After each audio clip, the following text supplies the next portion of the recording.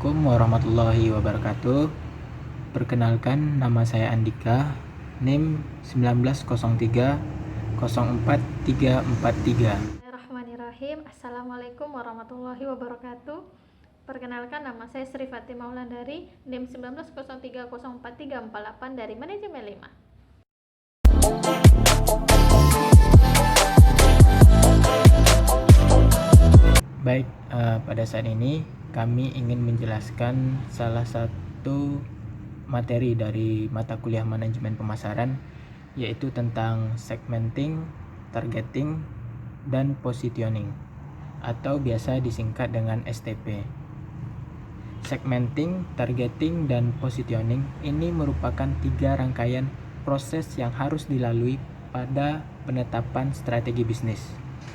Hal ini berlaku untuk berbagai jenis produk, baik barang maupun jasa. Juga cara pemasarannya, baik offline maupun online.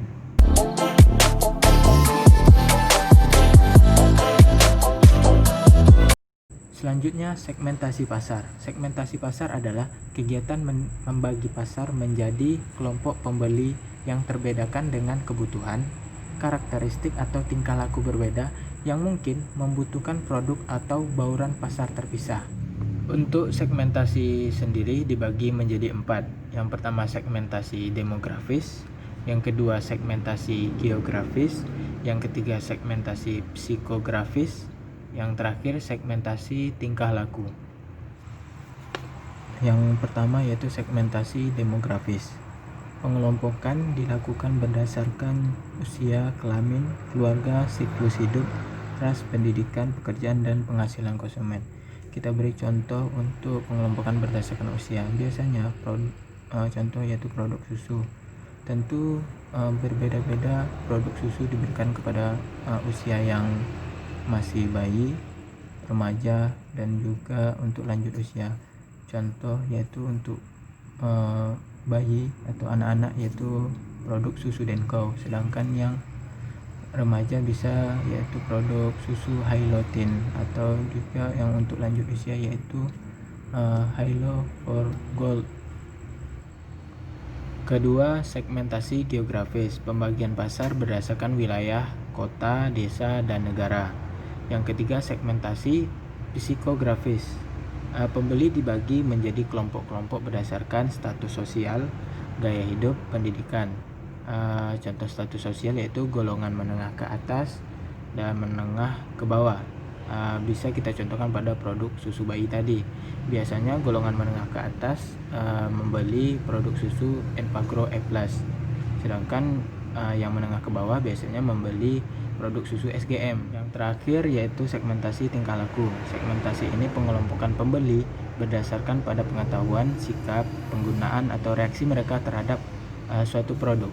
Oleh karena itu, mengapa kita memerlukan segmentasi? Dengan segmentasi, kita bisa belajar kebutuhan dan keinginan pada segmen tertentu, sehingga kita bisa menawarkan sesuatu sesuai dengan kebutuhannya.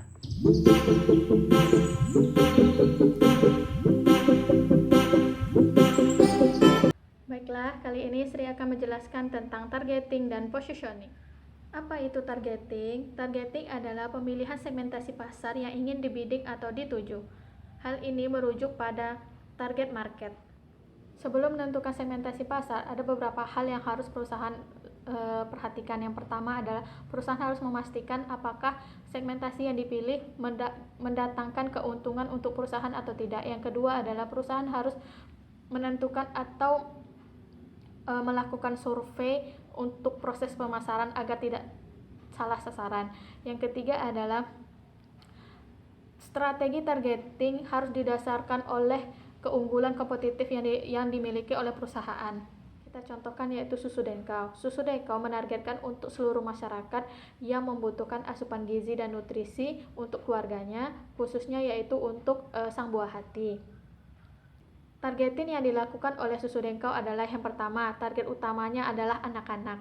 Yang kedua adalah pendistribusian yang mereka lakukan itu adalah banyaknya di pasar-pasar tradisional. Yang ketiga adalah mereka memberikan produk ke pasar sesuai dengan consumer insight. Yang keempat adalah mereka melakukan roadshow ke posyandu agar produk yang mereka tawarkan dapat dicoba atau dirasakan oleh calon konsumen, sehingga calon konsumen itu tertarik dan ingin membeli. Penjelasan selanjutnya adalah tentang positioning. Positioning adalah strategi pemasaran yang dilakukan oleh perusahaan untuk membangun citra atau image perusahaan di mata konsumen atau masyarakat. Positioning juga menyangkut bagaimana konsumen menilai dan melihat produk yang ditawarkan. Positioning juga tidak hanya tentang penilaian tentang citra perusahaan, tetapi juga membangun kepercayaan konsumen. Cara membangun kepercayaan konsumen yaitu dengan cara memberikan informasi, identitas perusahaan, keunggulan-keunggulan perusahaan atau produk yang ditawarkan, sehingga serta manfaat produk tersebut, sehingga konsumen selalu ingat dengan produk-produk yang kita tawarkan ketimbang dengan produk yang lain atau produk pesaing. Untuk memahami positioning, kita beri contoh yaitu susu Dengkau. Susu Dengkau memposisikan dirinya sebagai susu balita, yang mana Dengkau ini telah memberikan segmennya atau logonya kepada kita, aku dan kau suka Dengkau. Susu Dengkau juga memposisikan dirinya sebagai sahabat setia masyarakat Indonesia, terutama untuk para balita. Susu Dengkau telah dapat memenuhi kebutuhan para ibu dalam memenuhi kebutuhan gizi dan vitamin untuk anak-anaknya selama periode emas pertumbuhan mereka.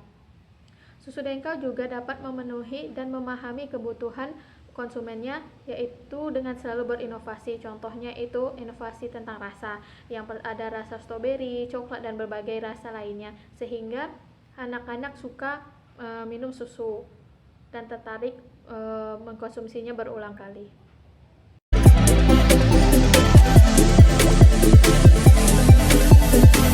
Baiklah, dari penjelasan tentang segmentasi, targeting, dan positioning yang telah disampaikan, dapat kita simpulkan secara garis umumnya bahwa STP atau segmentasi, targeting, dan positioning ini adalah metode pemasaran yang dilakukan oleh suatu perusahaan guna mengetahui kebutuhan dan keinginan pasar, sehingga kita mampu menargetkan segmentasi manakah yang akan kita bidik agar produk yang kita tawarkan dapat diterima oleh masyarakat sesuai dengan kebutuhan mereka. Dengan menjaga kualitas produk dan pelayanan, perusahaan juga dapat memposisikan diri sebagai perusahaan atau produk yang diminati oleh masyarakat dengan logo atau citra tersendiri, sehingga membuat produk yang kita tawarkan dengan mudah dikenal oleh masyarakat. Demikian penjelasan kami tentang segmentasi, targeting, dan positioning. Semoga bermanfaat. Kami akhiri, wabillahi taufiq wa hidayah. Wassalamualaikum warahmatullahi wabarakatuh. Terima kasih. Okay, thanks for watching, and don't forget to subscribe this channel and give your thumbs up for this content. Goodbye and see you.